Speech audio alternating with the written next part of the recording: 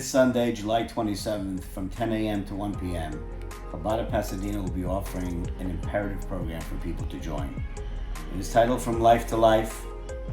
The reality is we all hope to live to 120 healthy and long years, and then there's difficult decisions and often a difficult subject to broach, but a necessary one, as to what happens after 120.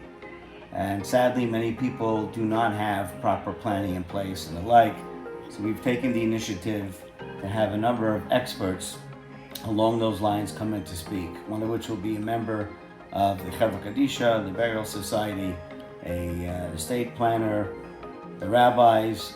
If you have questions and the like as to what the approaches should be and where to buy plots, how to go about doing it if you want to, so on and so forth. There's no commitment, it's not costing you anything to come.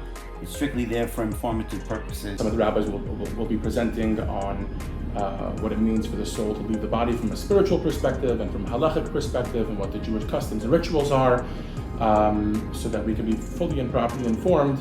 And it is, as difficult the subject may be to broach, it is something which is absolutely necessary. Sadly, there are people who did not and do not have plans that are clearly delineated for the family members and the like, and it makes it very difficult after.